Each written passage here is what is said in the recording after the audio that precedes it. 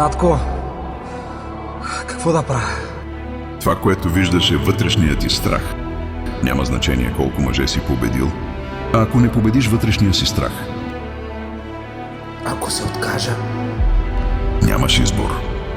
Не се биеш само за теб. Биеш се и за децата ти. Ако не победиш, страхът може да го предадеш на децата ти, така както аз го предадох на теб.